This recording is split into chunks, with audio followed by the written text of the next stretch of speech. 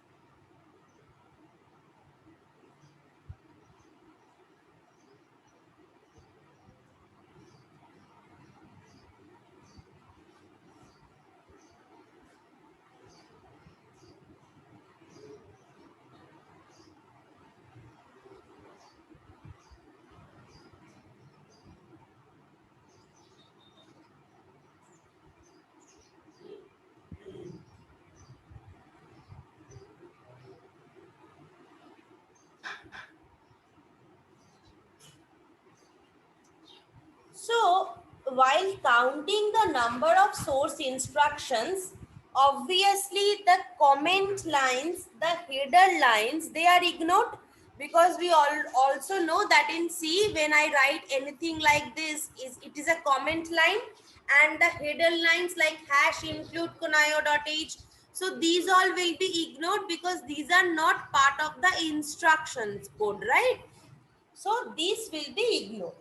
So determining the LOC count at the end of the project, it is very simple. In my project, I need to see how many lines of codes are there, and in those codes, I will ignore the header lines, I will ignore the comment lines, and I will just count the number of instruction source instruction lines, and I will say these are the my lines of code. But uh, it is possible to measure the LOC at the end of the project when my code writing is complete. But accurate estimation of LOC count at the beginning of a project is a difficult task, because at the beginning when I start writing a code, I cannot guarantee how many lines of code I will write. So we never can guarantee like that. So uh, we can estimate that at the starting of any project, that exactly approximately how many lines of code but will be there, but only after using, or only after writing at the end of the project only, we can accurately say that in this project this many lines of code are there. Okay. So, in order to estimate beforehand, some systematic guessing must be there. So, the project manager, he needs to be pro in this systematic guesswork, that before writing the code, he can at least give a brief or approximation that how many lines of codes are there. So, the project manager, he divides the problem which the development team is supposed to do.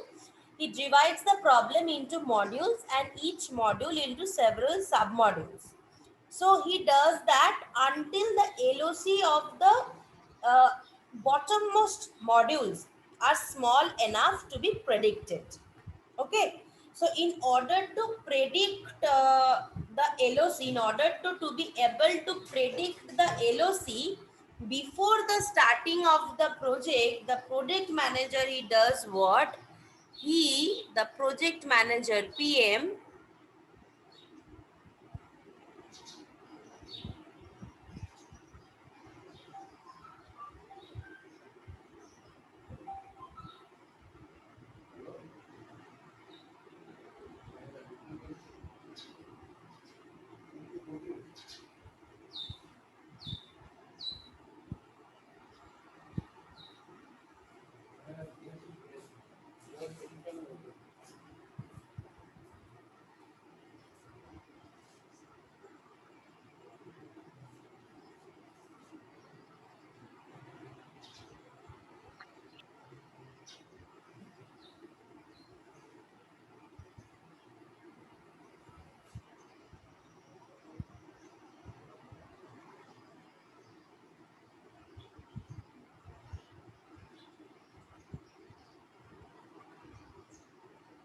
Okay. So in order to be able to predict this LOC count for the various leaf level modules, past experience of the project manager in developing similar modules is very much helpful, because if the project manager has a past experience that in his other projects how many LOCs was there, if a similar level of leaf level module was there, then from that he can also assume that since another project in the leaf level similar to this type has taken this many counts, so this project might also take this many counts. So this is where the past experience of a project manager comes a very helpful one. So by adding the estimates for all the leaf level models together, the project manager he can arrive at the total size estimation. So even if it looks simple, like conceptually this LOC concept, even if it is very simple, but LOC has a several shortcomings when it is used to measure the problem size. LOC also have several shortcomings. So one by one we will be studying the shortcomings now. Okay.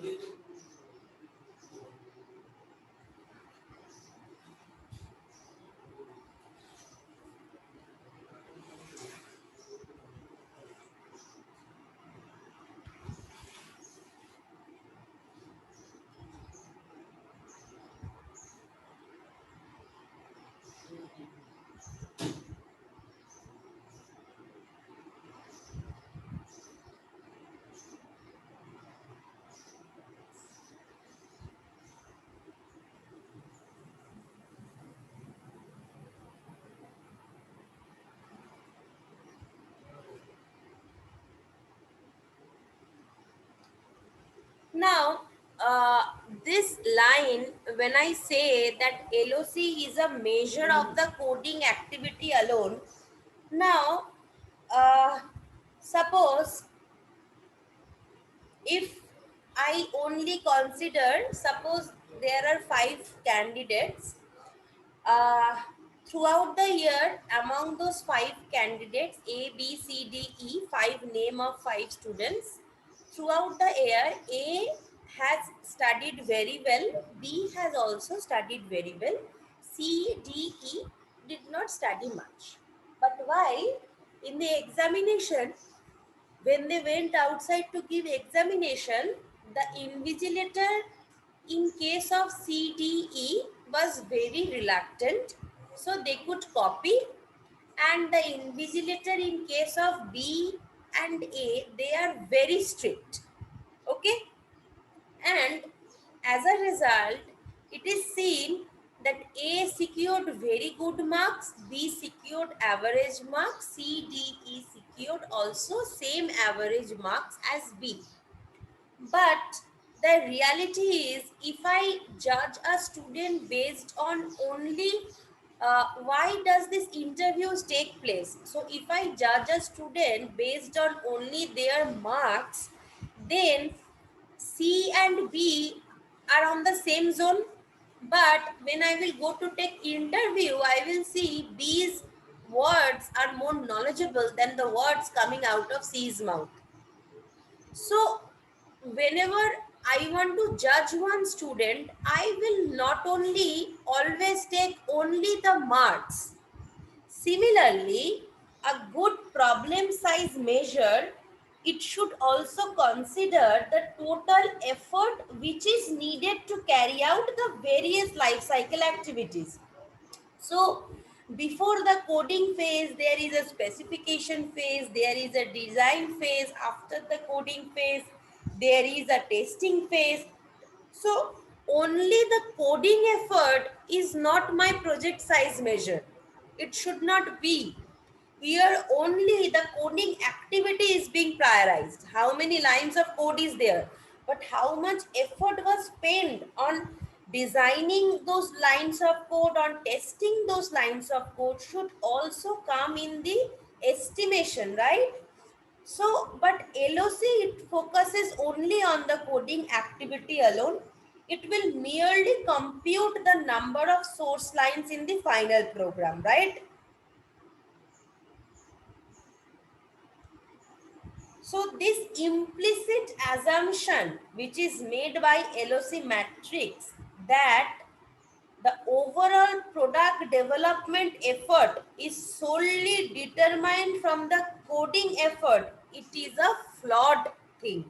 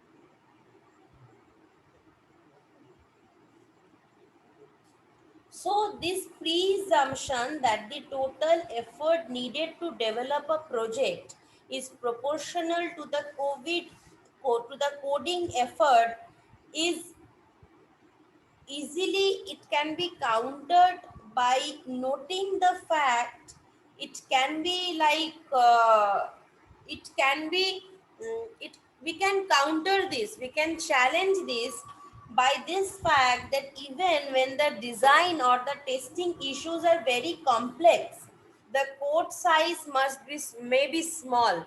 So it is not always true that when coding is large then only the testing and the design is large. When coding is small, the testing and design is small. No, it is not always like that, it can be other way also. So the design and the testing efforts can also be proportional or disproportional to my coding effort. So code size is definitely an important indicator of my problem size, but it is not only the main indicator of my problem size. But here LOC will give emphasize on only the code size. Okay. Next is LOC count. It depends on the choice of specific instruction.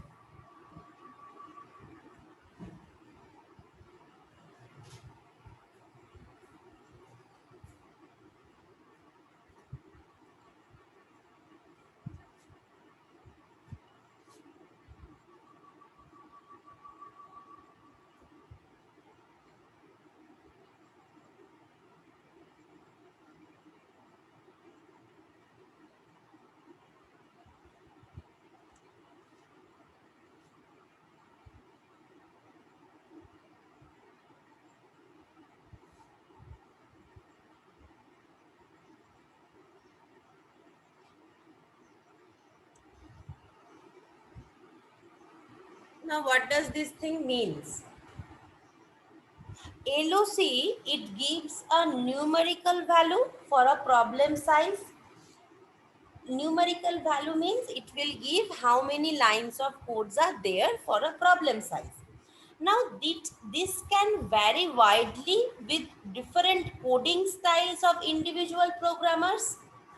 So, suppose I have this habit of writing int a equal to 0, b, c, sum equal to 0, like this. Someone has this habit of writing each and everything separately. Okay. Someone has this habit of writing each and every separately and then assigning also separately, not in the same line. So in the three scenarios, the lines of code count will be different. This will be one code line, this will be three, another will be four. So my lines of codes will vary. When I am doing small project, 1 and 4 doesn't make a big difference. But when I am doing large projects, 100 and 200 makes a lot of difference, right? So, according to the different individual programmers who are there in the development team, these instructions or coding can be written in different ways, and this will give an like it will vary. So by this coding style, we mean what? We mean the choice of code layout, the choice of instructions in writing the program, and the specific algorithms that are being used. So different programmers, they may lay out their code in different ways. So one programmer might write several source instructions on a single line, whereas another might split a single instruction among several lines. So, unless this issue is handled uh, by a single person, so there is a possibility of arriving at very different size measures for different identical programs. And it is not like entire project is written by someone. So this problem, to a large extent, it can be overcome by the concept which you have learned in a compiler design, that is the concept of tokens. So to overcome this, we can count the language tokens in a program rather than the lines of code. Okay.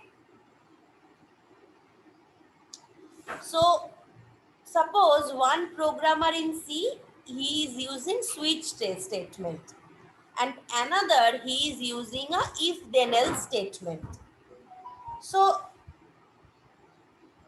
it can be concluded that one who is using the if then else statement, his number of lines of code will be smaller, and one who is using the switch, it will be more.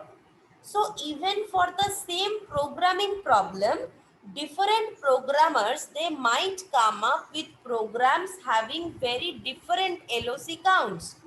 So this situation does not improve even if language tokens are counted. So we have seen that even if I count language tokens, also the situation won't be improved, because no one can guarantee that the if then else will always contain more number of codes than the switch statement, or vice versa. No one can guarantee that. So we I will just write this.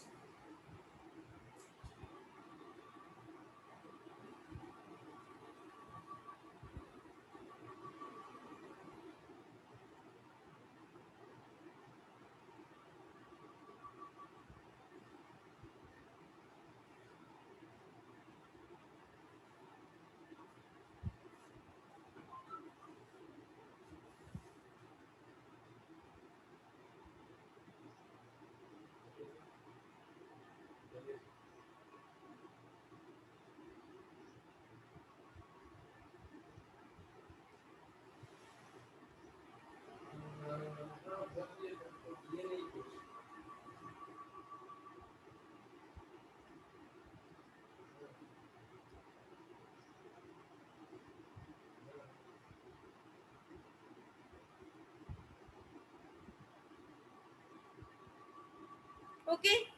So this is another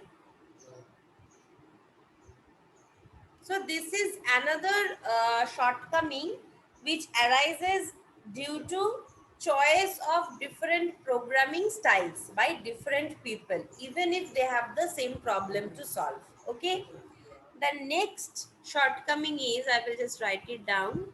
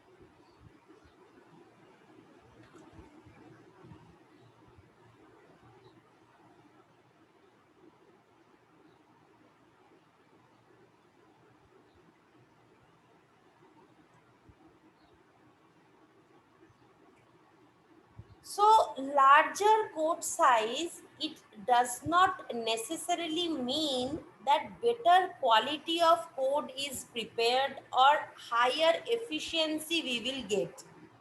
Some programmers they produce lengthy and complicated codes as they do not make effective use of the available instruction set or they use improper algorithm. So it is true that a piece of poor and sloppily written piece of code can have larger number of stores instructions than a piece of code that is efficient and has been written thoughtfully. So calculating productivity as LOC generated may encourage programmers to write lots of poor quality code rather than fewer lines of high quality code achieve that same functionality. So if I am writing a code and it is said that LOC count, whatever will be the LOC count more, obviously it will mean that my project size is more. So I will be able to prove that my project size is more.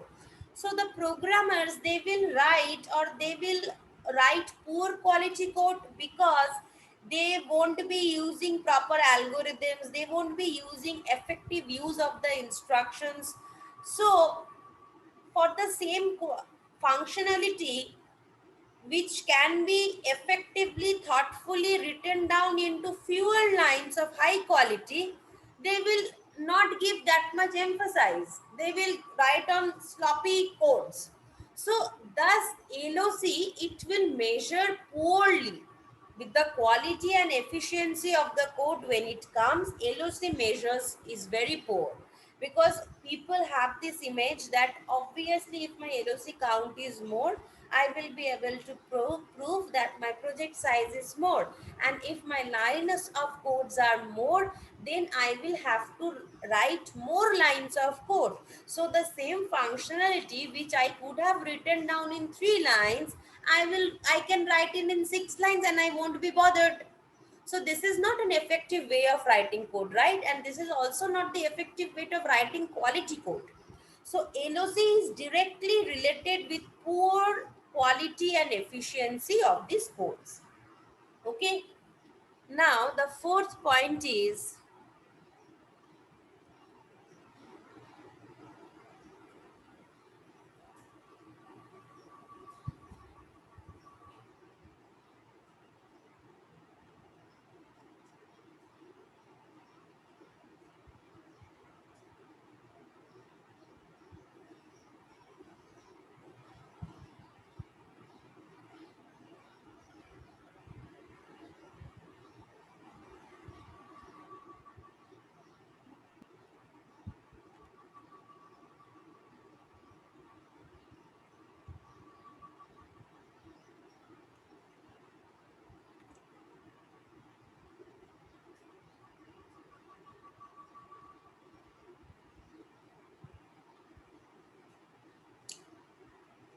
Okay, so first I will share the attendance and then I will continue. Okay.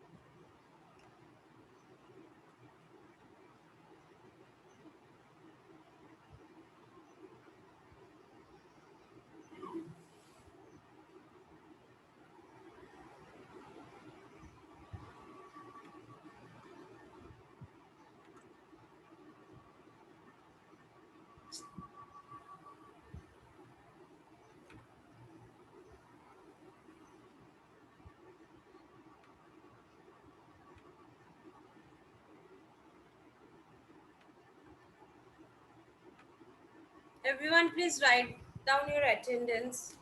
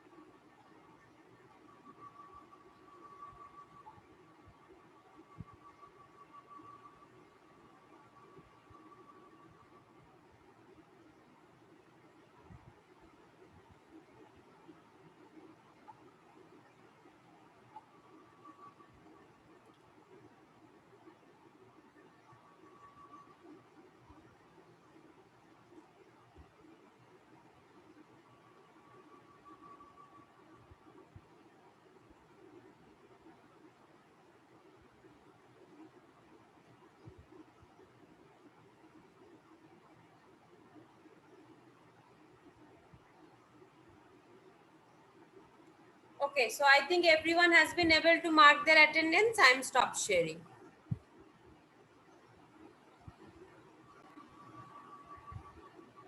Okay, one paradox you can say is that why these people are encouraged so much to write poor quality code.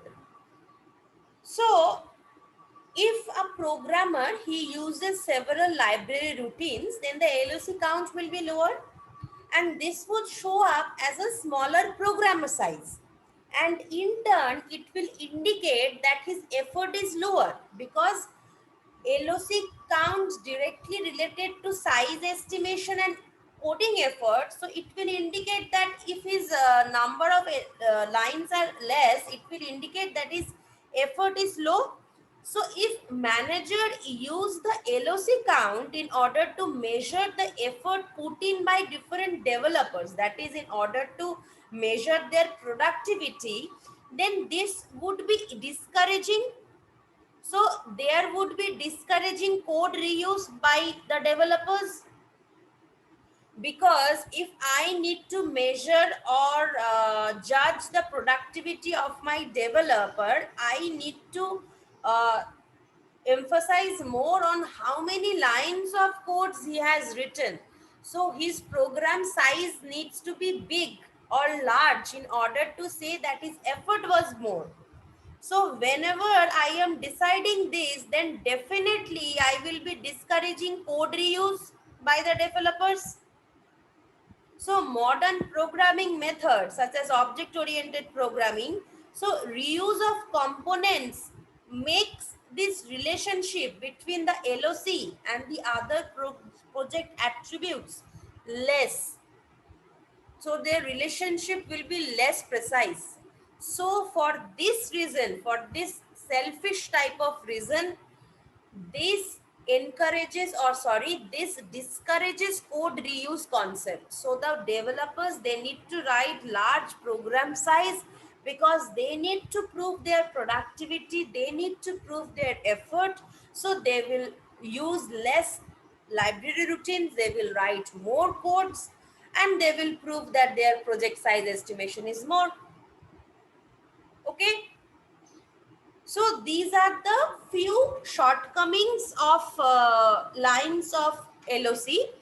Another, these are the four shortcomings that we have discussed today. Another two, three shortcomings are there.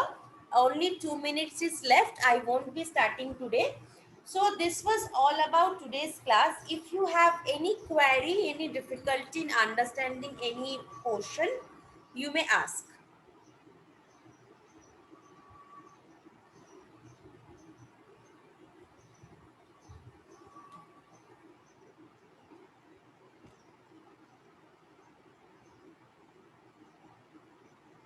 Okay. So since no one is asking, I will assume that you have understood everything. So thank you so much for attending the class. Thank you.